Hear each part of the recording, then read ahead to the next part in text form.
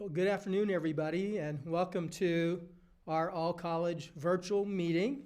I thought I'd start out with a student story. This meeting is being recorded. Kayla came to Pima with her hopes, dreams, aspirations, and goals. By being referred to us by her supervisor when she was working in the social services sector.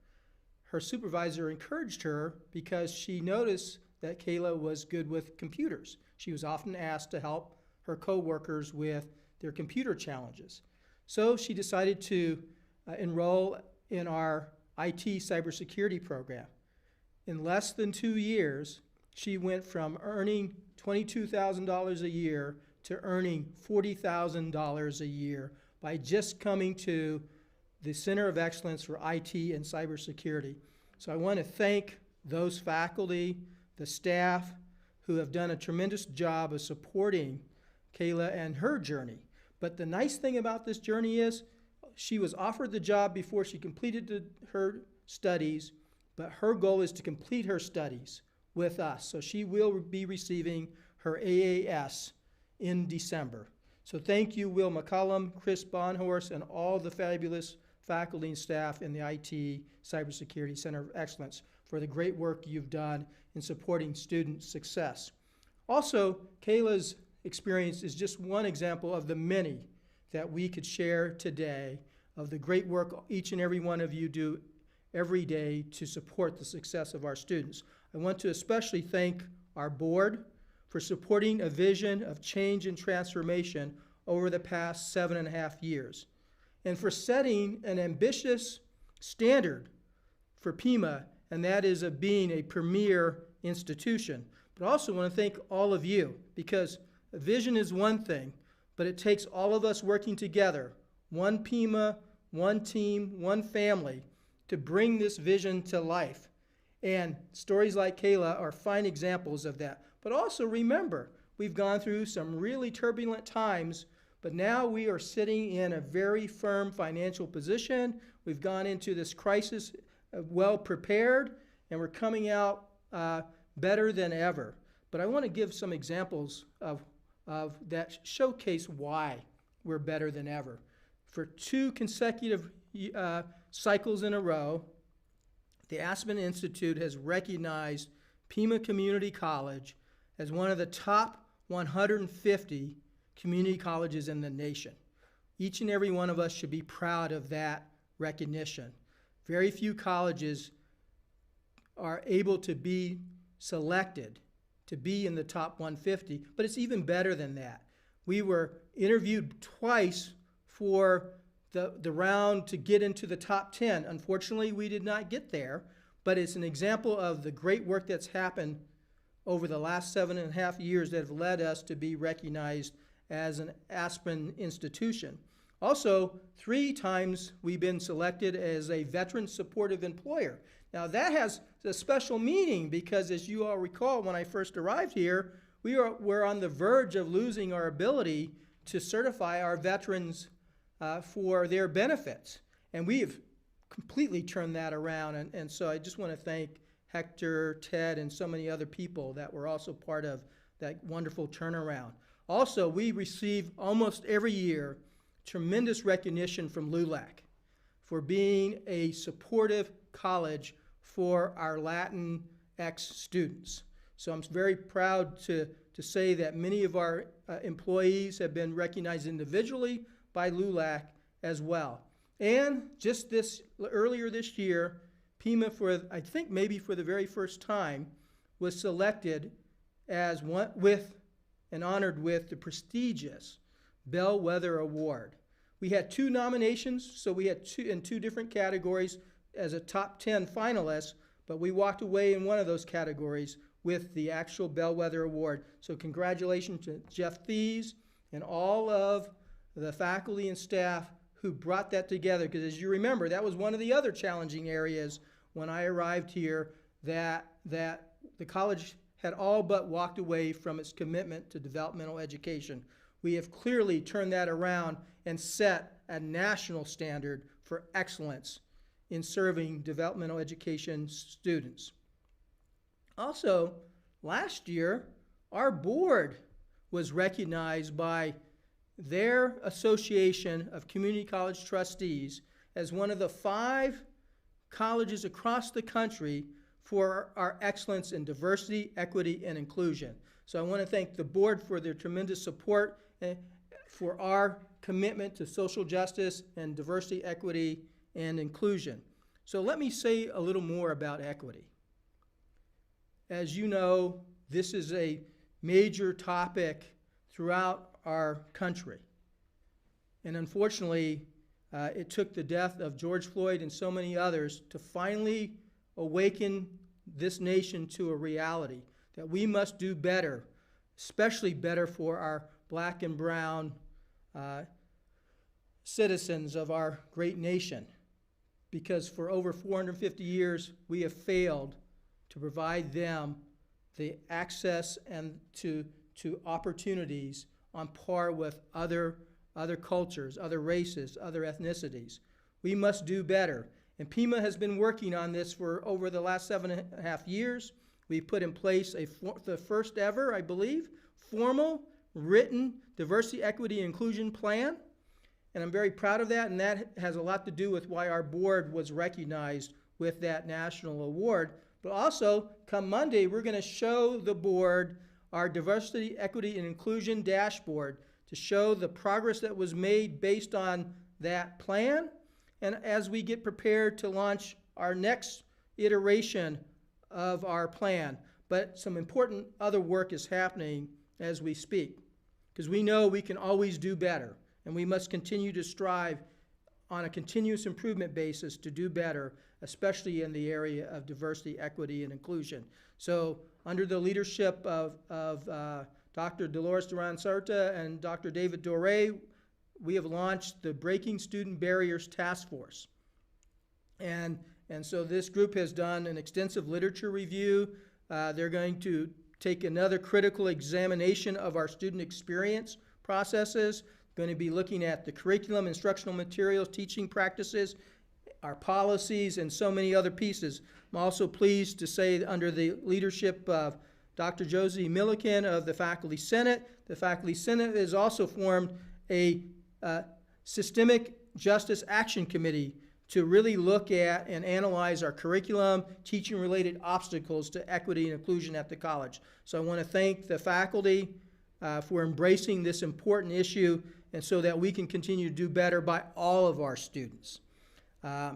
And what I'd like to do now is transition to talking a little bit about innovation and creativity.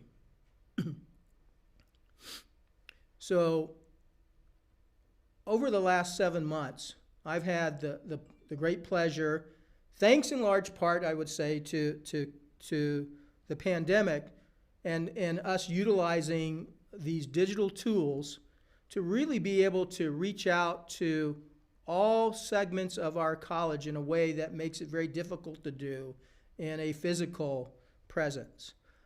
And so I've probably met with every unit of the college, and there's still a few to go.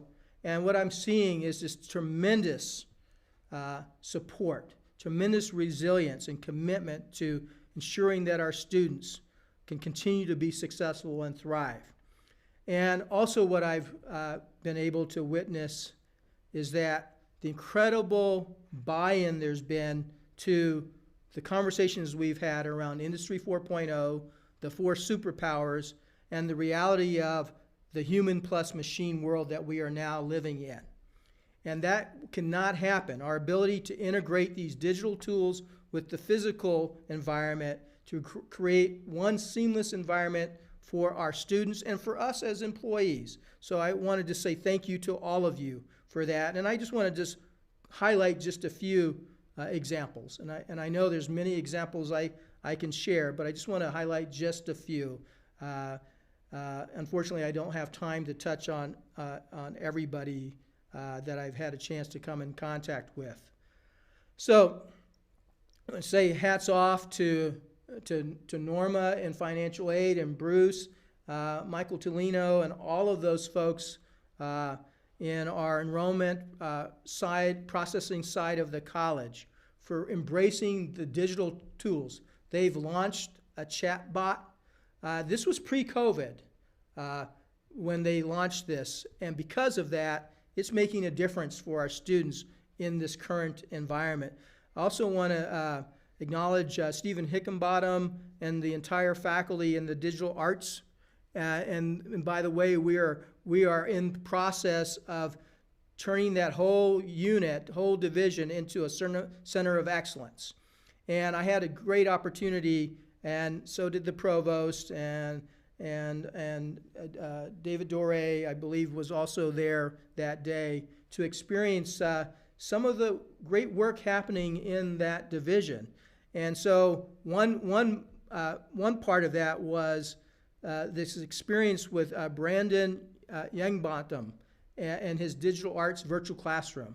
He brought us into this gaming environment, and it was a very special moment for us all. And so I just want to thank the entire arts division for embracing the 4 superpowers and really illustrating what you can do with the arts in the context of the pandemic and its impact.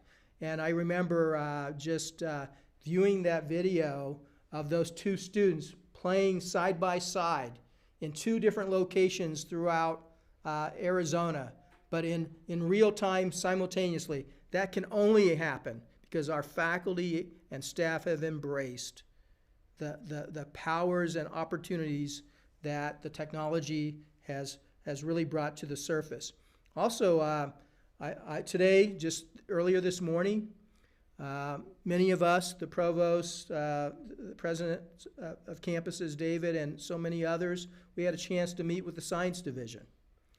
And I really especially enjoyed the piece with the, and I'm going to get the name wrong, but it was the virtual anatomy piece.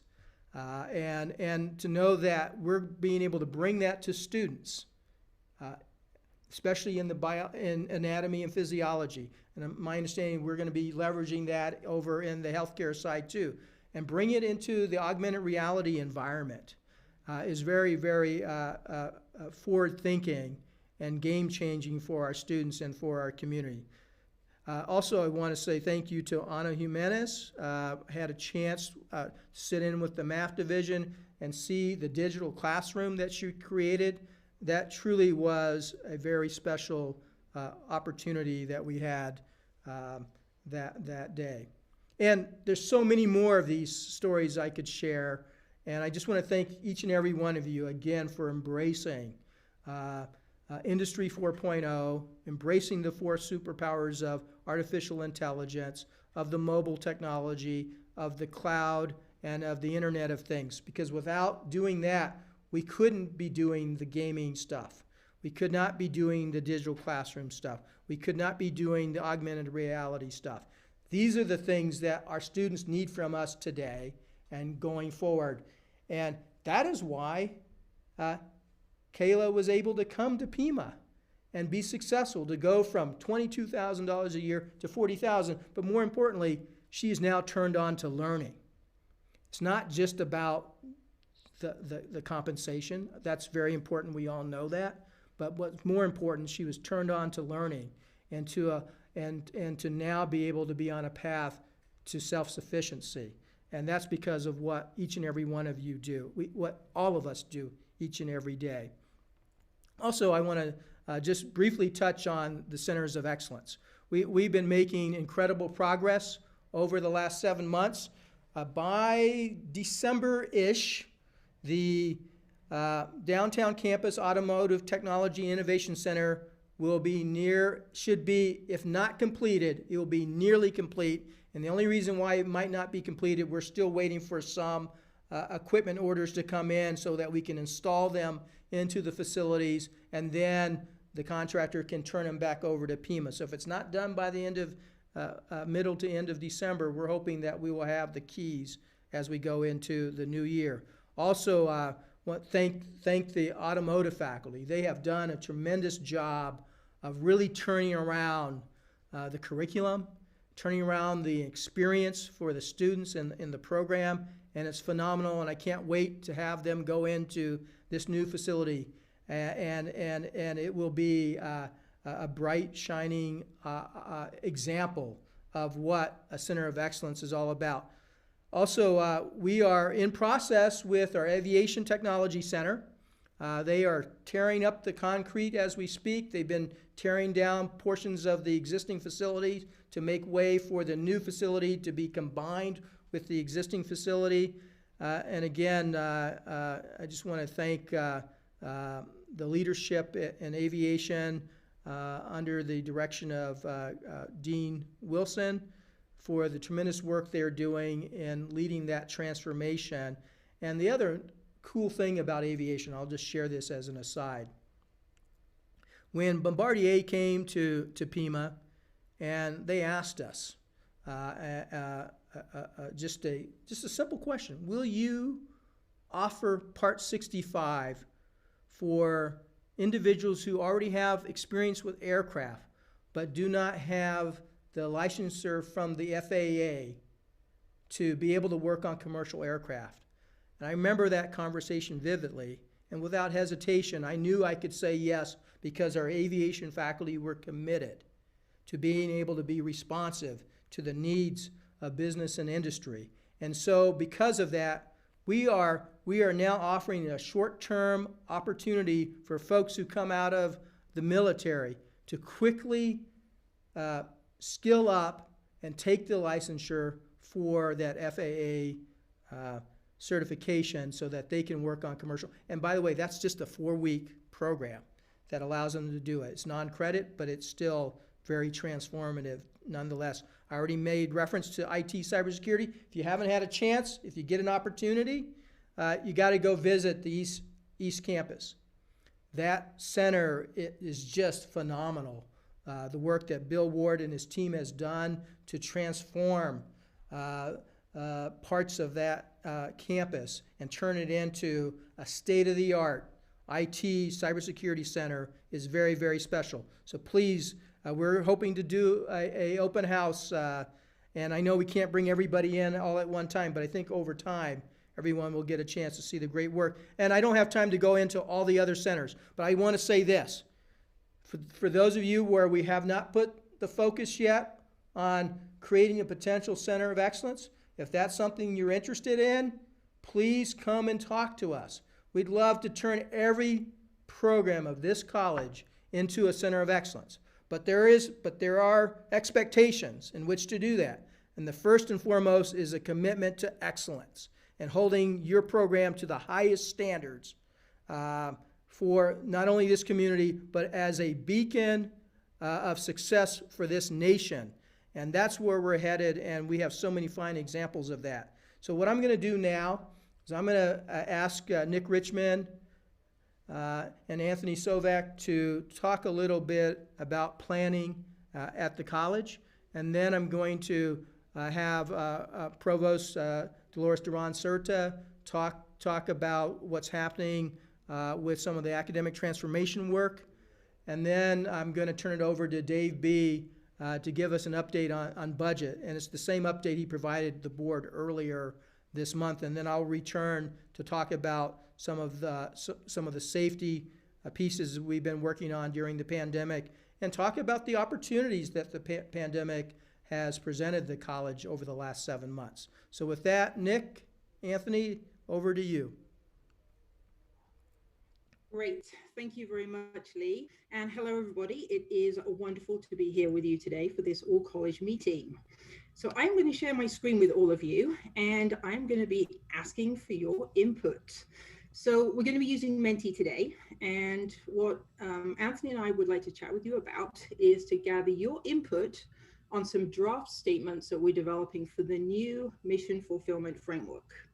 We're not going to discuss the whole framework today, but there are some key statements developed by the strategic planning team that we'd like to discuss with you all today and get your input on, so we can hear from you as we fine tune and finalize these statements. And Anthony, would you like to introduce the planning team? Sure, yeah, thanks, Nick. And, we don't have a ton of time, but we heard there was going to be an college meeting, and we wanted to seize the opportunity just to run some statements by you and give the opportunity for feedback. And on your screen right now, you should see the other members of the planning team, the strategic planning team. And so take a look for the people that you know on here. I don't want to use our 10 minutes going through naming everybody, but thanks so much for all of your hard work.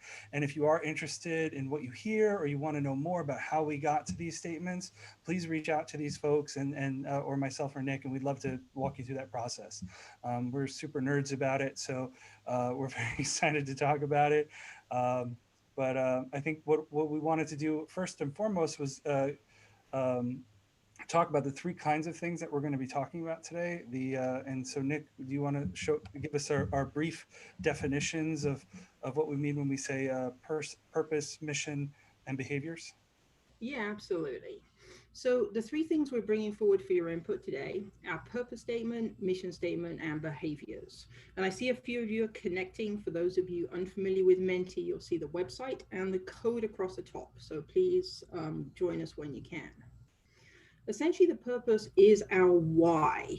We all work really hard for this institution. We invest a lot of effort in our students, in ensuring they have a quality experience. And really, our purpose should capture why we do that, what makes us get up every morning and work for this institution.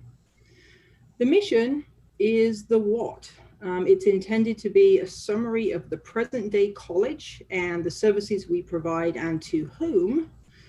And then lastly, the behaviors speak to how we develop, how we work on our mission, how we work towards our purpose. Now, as I mentioned, this isn't the full system. In the longer term, when this is finalized, we will add a vision statement, and we will also have key performance indicators.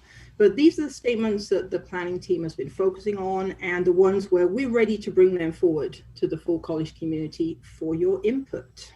Right, and I think it's something that to talk about just kind of contextually about these things is we have the what, the why, and the how, and we want these to be motivating. You want to read them and be motivated and say, yes, that's exactly right, because that's what sort of drives the rest of the plan. So key performance indicators and some of the detail stuff, there will be room for lots of stuff, but we can't put everything into these statements.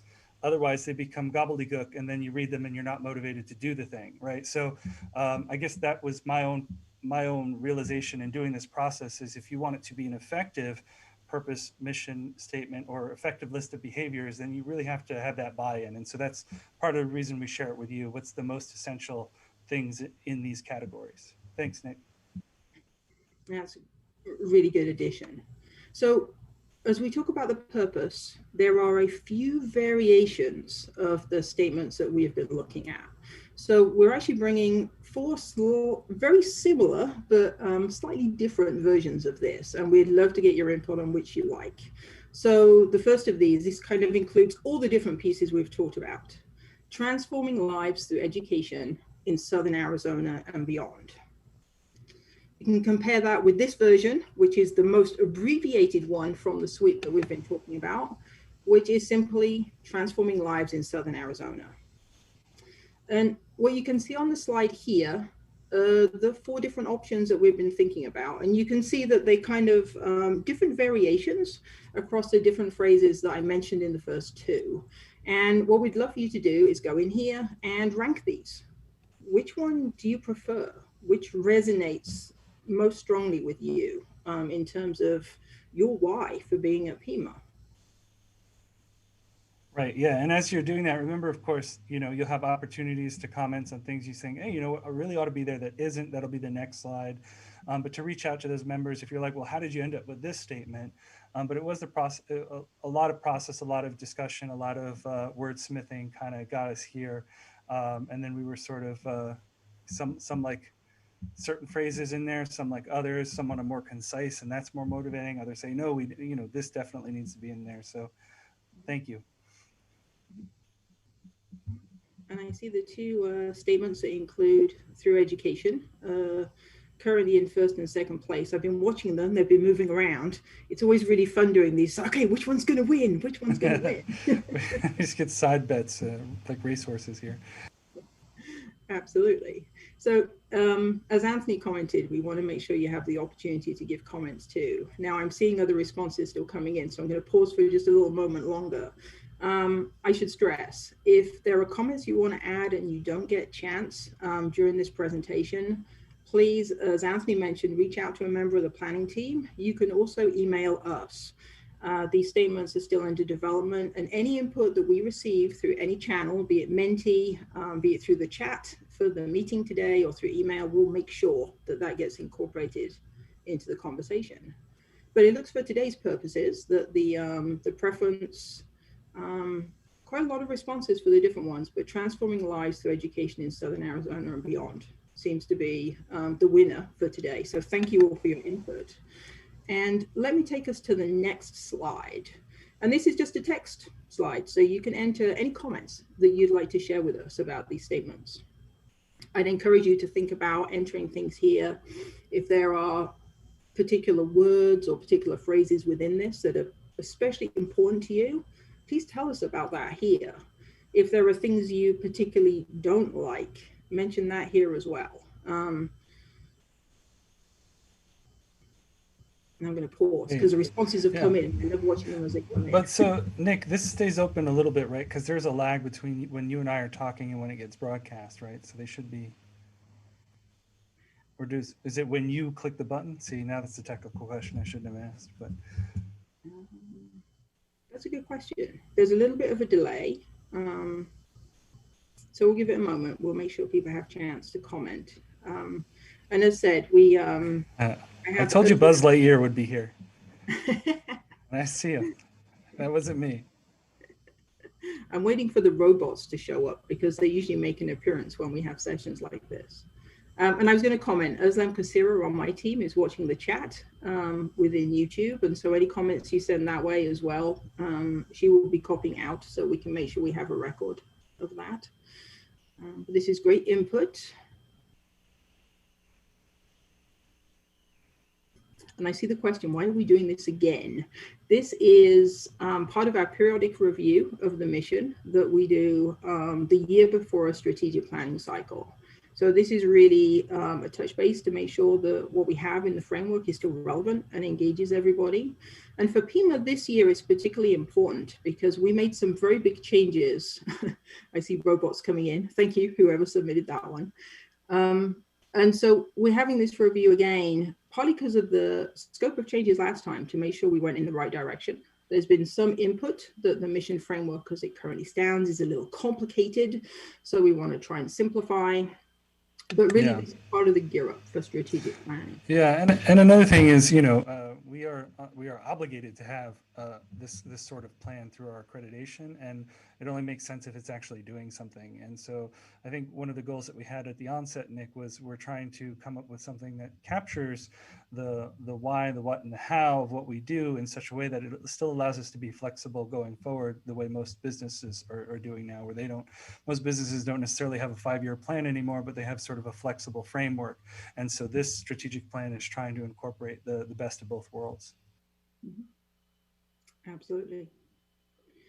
All right, let's move on to our next statement. So the next one we're going to talk about is mission. And Anthony, would you like to introduce this statement? Sure. So this is the mission statement, empowering every student, every day for every goal. And then one of the nice things about this is then we can have kind of a breakaway that says what we mean with all of that. So this is kind of a bigger one. Every student, we commit to meeting the diverse needs of every individual who seeks to further themselves through education with open access to offerings including adult education, development education, certificates, associate degrees, and transfer pathways. Every day, we strive for excellence in teaching and support services to ensure that all of our students experience a welcoming environment that enhances their education and ensures they feel like part of the PIMA family. Every goal, we align our academic offerings with meaningful careers, seamless transfer pathways, and equity-driven practices to empower students to succeed whatever their ultimate goal. And this is a good illustration of how we can, you know, even if the statement seems pretty small and concise, we can actually elaborate in the rest of the document by what do we mean when we say this, right?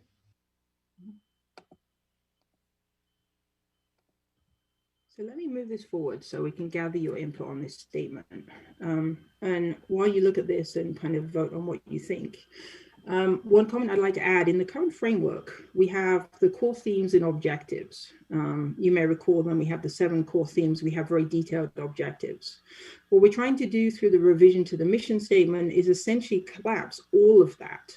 So we have the mission statement, we have the additional language explaining what we mean through these things, but we don't have the separate core themes, we don't have the separate objectives, so we can really simplify how the mission fulfillment framework looks. So it's just not quite as intimidating as overloading when we go look at it. Right, and then when we break it down into those things that we need to do in order to show that we've done the plan, it'll be a little bit more straightforward, I think. Mm-hmm. Absolutely. And I see primarily yeses coming in, a number of neutrals, a few no's as well. Now, I'll give you another little while to enter responses for these statements, since we're getting a lot of responses coming in still. On the next slide, you'll get to enter comments. So for those of you who like the statement, please let us know what it is you like. For those of you who are neutral, is there a change that would kind of push you into the yes category that would make that difference for you? And in particular, for those of you who do not like the statement, please let us know why not, and give us some input and your comments on what kind of changes you might look for. Because all of these will be really valuable comments, and all of the input you provide to us today will get shared with the strategic planning team. So the people whose names you saw earlier will look at this, will think about this and decide what adjustments we need to make. And I see we still have a lot of responses coming in, but in the interest of time, I'm going to move us to the next slide. But again, I stress, if you have additional input you want to provide, please email us or enter it actually through the chat in YouTube as well. So please, tell us a little bit about your opinions about this statement, what you like, what you don't like, your suggestions of how you would change this.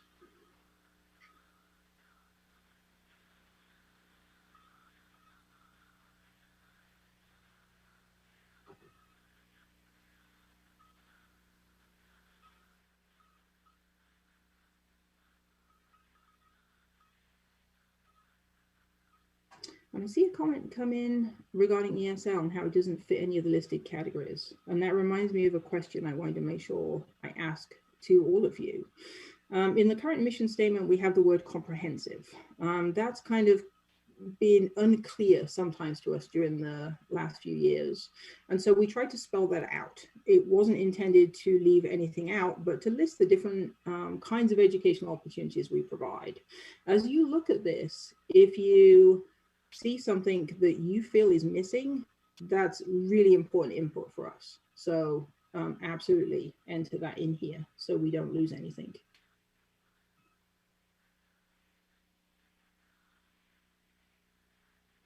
Yeah, someone said they didn't, the everyday didn't make sense. And just for context to that comment, that was, if I'm remembering it right, and you can correct me if I'm wrong, Nick, but that was more of how do we serve the students? Like, how do we interact with them every day, and to make sure that that was a priority.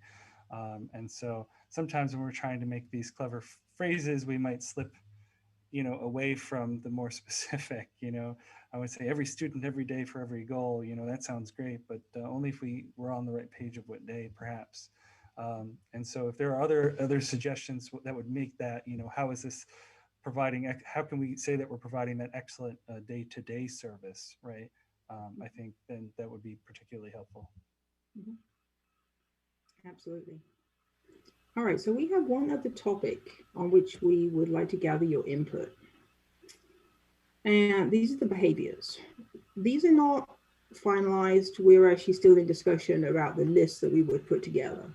But these are some of the behaviors that have emerged through the conversations with the planning team, and also through the Futures Conference and some of the open conversations we've had at the college in the last academic year. And so what we'd like to do is just gather your input on these different kind of behaviors and see whether you consider them important whether you do not. So we can get a sense from this group about which ones are most important to you. So we have collaborative, community focused, creative, effective, equity driven, honest, and service oriented.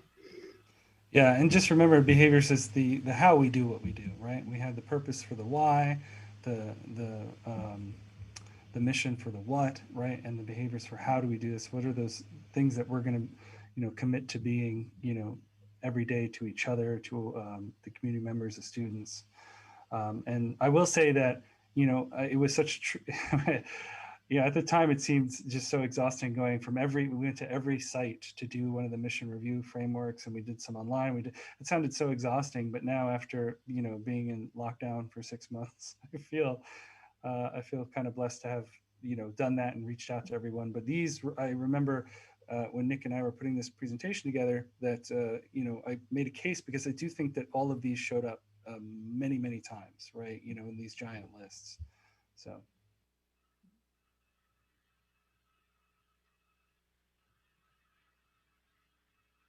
I see a lot of largely positive responses in terms of the importance to these. Creative is kind of a little lower than the others, but not by that much. And I would say with creative, we talked about creative or using the term innovation here. So that's another term we were thinking about as we were considering. So, well, is it creativity? Is it innovation? And we felt that creative was the broader term that captured innovation, but was incorporated more than that.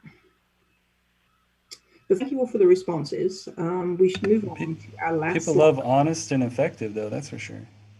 Yeah. Get me pointing. But yeah, go ahead. Sorry. Oh, no, that's totally fine. Do you want to speak about the next one? Yeah, so I guess, are there any comments that you would like to share of the behaviors? Were there some that you really love to see? Obviously, like, honest and effective seem to take the lead there. For creative, was there something that you think it fits somewhere else and therefore isn't needed? Is there something else you'd like to put there? Were you a fan of innovative and are sad to see that it's been supplanted by creative? But whatever comments you've got, they're going to be very helpful for us to make sure that this is the best plan we can get.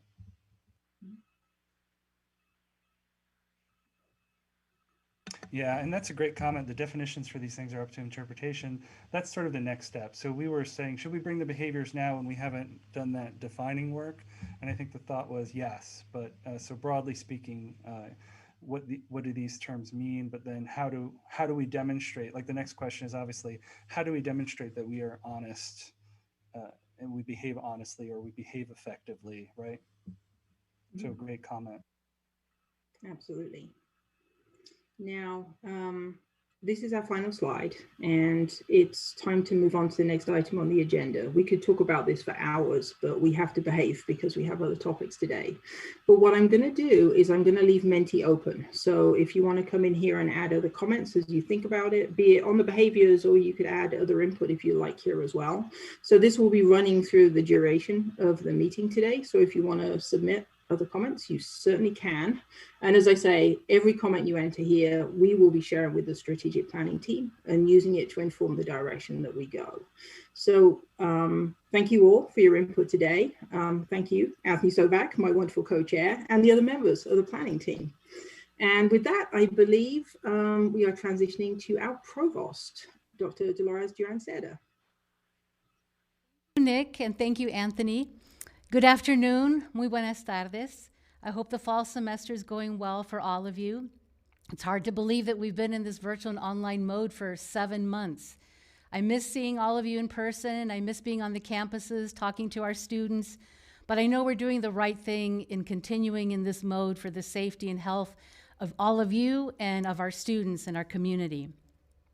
I'd like to thank each and every one of you for your critical role in creating a sense of belongingness for our students in this virtual world, whether you're an instructor, an advisor, a counselor, staff member, or administrator. The impacts of COVID-19 have really brought to the spotlight the urgency to address the influence of the fourth industrial revolution, as the Chancellor mentioned earlier, the future of work, the recovery and reskilling agenda, which ultimately leads to social mobility. The pandemic has also highlighted the focus that we need to have on equity, access, and innovation. As we slowly, gradually come out of the pandemic, we recognize that it's not business as usual, and the pandemic mind shift is taking place. This change in perception leads to all of us to the acceleration of the fourth industrial revolution and being digital and digital literate, and providing us for a license and opportunity for change. In fact, last night I participated in a virtual event hosted by the Metropolitan Education Commission. It's a nonprofit organization. They were celebrating their 30-year anniversary. There were many speakers, but there were 3 speakers that I'll talk about very briefly who addressed the importance of preparing our students today, from K-12 and beyond. The 3 speakers were Dustin Williams, who's the superintendent of the Pima County of Schools, Pima's own Chancellor Lee Lambert, and Dr. Robbie Robbins, president of the University of Arizona. They shared a joint common vision. And to summarize their takeaways, they emphasized the following. The pandemic has led us to double down and accelerate the preparation of our students for the fourth industrial revolution. We need to design our curriculum for the future, for the 6th graders of today that eventually will become our students. It's our collective responsibility to prepare our students for the future of work. And education is the pathway out of poverty. In essence, please remember the following words. They are my conviction to shift our mindset during a global pandemic. We need for our institutions of higher ed to be student ready, not for our students to be college ready. That will lead us to student success. Again, remember, we need our institutions of higher education to be student ready, not for our students to be college ready.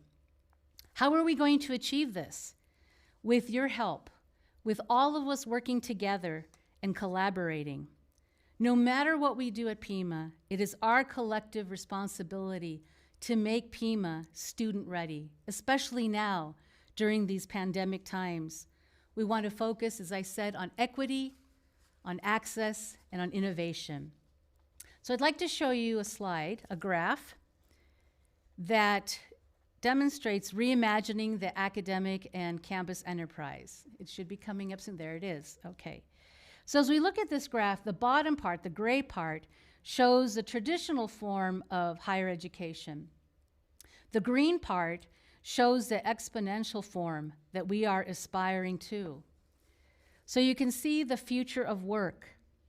We need to survive and thrive. The schools must create a new vision to reimagine the campus and academic enterprise.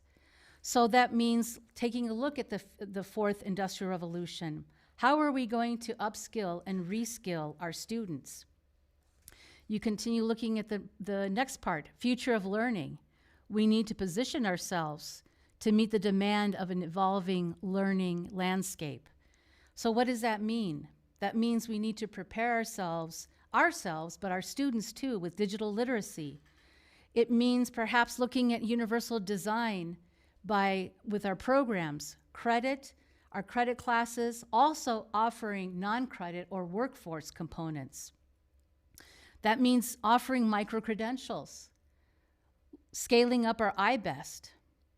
If we continue, we see online offerings, and that is what we're doing now. We see a lot of students enrolled on Pima Online, and now they're in the virtual mode, so they're getting used to this kind of mode. I know a lot of them, and still are a little hesitant about the challenges of a new world or a new mode, but they're still, but we are helping them, so they will be prepared for when they get a job or continue to a 4-year institution. Also, digital campus. We need to connect our campuses through the orientation of different technologies. And many of you, I know the faculty are talking about high-flex classrooms, and I know the campuses are submitting proposals of how we can accommodate our students with these new learning experience through high-flex classrooms. We look back also at the human-centric value, so where we can identify which processes and learning require on-campus human support and success in order to succeed. So that means that not everything needs to be automated. We need that human component. That's what we really do well. We work with our students, we advise them, we talk to them, we help guide them, we provide the resources that they need. So that's what we need to focus on. And if there are processes that we can make automated, let's do it so we can focus on the human component with our students. Also, flipping the campus or the classrooms, designing activities to gain capacity and foster efficiency. I'll go a little faster: experiential learning, the educational marketplace, and then finally unbundling of curriculum. So maybe we're looking at different parts of term. We see the 16-week term is maybe perhaps not as popular as 14 weeks, or maybe 8 weeks, or maybe 5 weeks. So we need to look at our curriculum and make sure it's relevant and it prepares our students for the future. So this is our opportunity to transform ourselves, our students, so we can be relevant and prepare our students for the future, which is enabled by technology and innovation. As the Chancellor said, we've been going to the various divisions and meeting them through Zoom or Google Meets, talking to the faculty, and the faculty sharing all of the innovation that they're doing. It's just amazing and inspiring. And I look forward to the next divisions that we will be visiting as well. I also wanted to mention that in August, the Teaching and Learning Center and the Diversity, Equity, Inclusion Office hosted an unconference. One of the keynote speakers was Dr. Laura Rendon, who's a professor of higher education at University of Texas in San Antonio. And I'll just share a few items with you. She says that wealth inequality, those who skillfully innovate, apply, and invest in artificial intelligence will likely be the next generation of billionaires and trillionaires. But by the same token, we'll have an underprivileged majority, those who lose their jobs to automation. These will emerge. We're currently educating for many jobs that will be non-existent in 10 to 15 years. So her question to all of us is, what are the new skills and competencies that we need to teach our students so they'll be prepared for this world? As ambassadors of Pima College in this community, we have a sense of service. We embrace excellence as a component of our work and the special prize, which is student success. I'll end with this. Just imagine the strength of our collective influence on our students. The success of one student transforms a family. The success of one family transforms a generation. The success of a generation transforms a community. And the success of a community transforms the economy. So let's continue working together and striving together. Thank you very much. Muchas gracias. And now I'll pass it on to Dr. Dave B., our Executive Vice Chancellor for Finance and Administration, who will provide us with a budget update. Thanks, Dolores. Good afternoon, Pima. It's good to see everybody virtually and get a chance to talk to you. As Lee mentioned and Dolores mentioned, I'm going to give a very quick update on our finances and an early foreshadowing of the fiscal year 22 budget. There's still, as you would imagine, a great deal of uncertainty related to the pandemic and the impacts related to it. There are a few things that have become a little bit clearer over time. While there is a lot of news that it continues to be a challenge for the college and the local economy, there is a little bit of, there are some bright linings and things to look forward to that I'll talk about really quickly. First and foremost, and this is the most critical thing overall and has been for a number of years, we have experienced a significant decline in enrollment. FTSE is down in the neighborhood of 15 to 16%, and that is going to have a lasting impact, and we have to continue to be ever vigilant in trying to do everything we can to increase our enrollment. In addition, COVID pandemic has caused a number of increases in our expenditures, some of which have been covered by CARES Act funds, some of which will be continuing into the future, and we'll have to fold those in. Things like COVID insurance, which we now have, license costs for the Zoom meetings and those technologies that we're using for distance learning opportunities, the mobile technology that we now have available and supporting that, and proctoring expenses. So there are a number of things, as well as the normal contractual and other contractual obligations that occur during the given year, that we have to find funds for in the upcoming budget. In terms of revenues, the biggest impact is on tuition due to the enrollment declines. We also have initiated an initiative this year to provide STU student success classes at no tuition, which I think is a great opportunity to support and ensure student success. But that does come at a revenue loss that will have to be folded in, and we'll have to adapt to that in the budget. In addition, investment earnings, auxiliary earnings, and sales tax earnings are all down due to pandemic-related causes. It isn't as bad as what we had anticipated, and that's actually the relative good news. We early on, we were looking at sales tax, which is Prop 301 money, declines that we were estimating something in the neighborhood of declines of 30%. They're closer to 10% and even a little less than that. So that's actually relatively good news that it will help out going forward. Overall, we're looking at revenue declines of around $5 million as we start developing the fiscal year 22 budget, and we'll keep you all posted as that goes on. There are two big high-stakes issues coming up on the November 3rd ballot, and I won't get into 481 too much, but that's the college's expenditure limitation base limit change. There's really favorable information and favorable news related to that. We're hopeful that the community will vote to support our initiative, which would increase the expenditure limit capacity a great deal and give us better capability to use already available revenues directly for our educational services. The second one is the Smart and Safe Arizona initiative. And within that, the tax that will be generated through legalizing marijuana does have a component that will go to community colleges. And the projections are that it could be as much as $10 million a year. I don't believe that will affect fiscal year 22 should that initiative pass, but that will, I think, start coming in late in 22 and would be more robust in fiscal year 23. It also has a provision that is the revenue will be outside of expenditure limitations. So that will be very welcome if we get that additional revenue coming in from that source. Now, on the expenditure side, and particularly if 481 does not pass, the reality is that our expenditure limitation constraints, which we've been talking about for years, are going to continue into the future and will get more severe because our enrollment has been declining.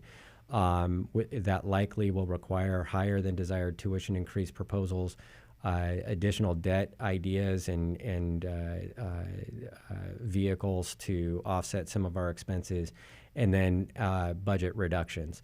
We'll be keeping you all posted as we know a little bit more after the election. We'll be coming up with scenarios.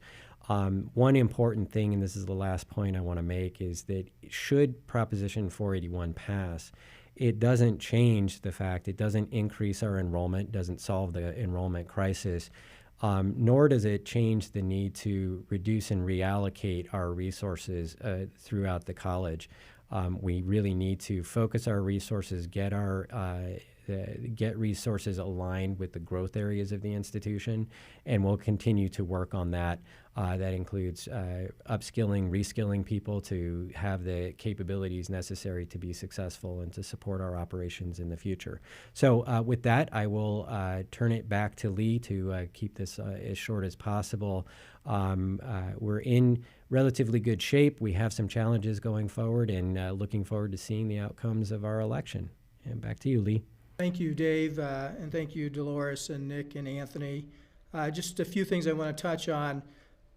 Because of the great work that's been done by the reentry team and all the faculty and staff on our campuses, we have had no reported cases of coronavirus transmission on any of our campuses. That's a phenomenal outcome. We plan to continue what we're doing in the fall, going into the spring. Still lots of uncertainty, as you know, out there, so we need to be ever vigilant as we go forward. We are, however, looking at, can we bring back some limited student services and some limited non-academic staff? So we'll continue to evaluate that. The pandemic has presented some opportunities for all of our communities across the country.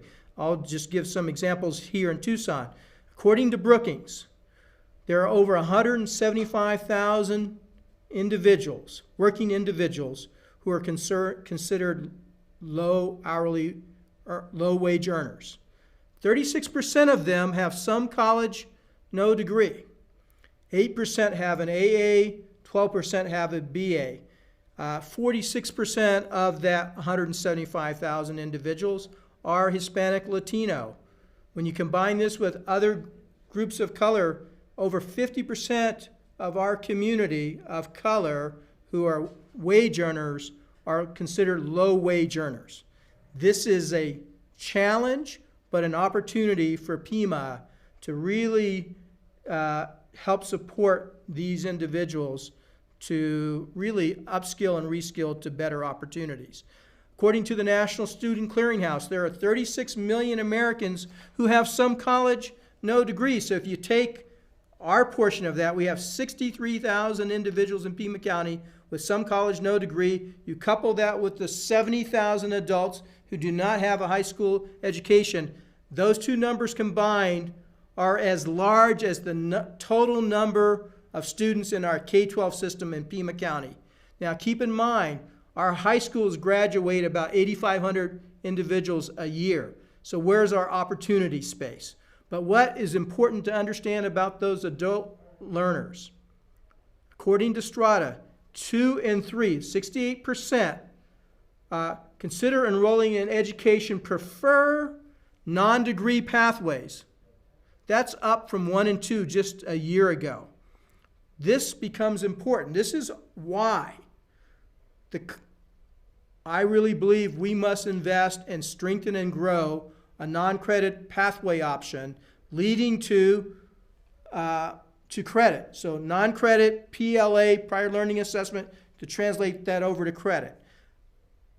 Greater investment, and this is one of the reasons why we're doing a partnership with Unmuddle and the other colleges across the country to start to take non-credit and make it more robust for our communities. Also, we're getting involved with the Education Design Lab to start creating micro pathways in IT, manufacturing, and I believe it's in the healthcare space. If that goes well as part of a pilot project, then we will look to scale that up to other parts of the college. Again, creating greater access points for our students. This is about expanding access points, not limiting access points for our learners. We must reach those adult learners in our community who really need access to upskilling and reskilling. Also, just want you to know, because of the great work we're doing at Pima Community College, we've been asked to be part of leading the statewide reskilling and recovery network. Pima, along with Maricopa, a couple other community colleges, the Workforce Board, the Arizona Commerce Authority, the Governor's Office, we're all working together to build a plan for reskilling and recovery. We've been asked locally by Sun Corridor, I'm leading the subcommittee on a recovery and response group to help these individuals I made reference to. Our focus industries will be aerospace and defense, logistics, transportation and trade, biotech and health science, IT, cybersecurity, green energy, and then mining and robotics. Also, I'll just close with just these few words. Our students may come to us for a better career opportunity. Many of them leave us with a solid foundation in the liberal arts. Long-term success is connected to having both a technical skill and a solid grounding in the liberal arts. It's not one versus the other. It's how the two come together to support the lifelong learning of our students. And the part of the college that has been the weakest has been our workforce side. This is why we've been investing so much time and energy to bring it up to the caliber that our liberal arts side is. And so I just want us not to lose that perspective. And remember, our success is all about us working together as one Pima, one team, and one family. And when we do that, we have the great successes that we've noted earlier this afternoon. Again, thank you all for being at Pima Community College. Please have a great weekend, and we'll look forward to seeing you next week. Thank you.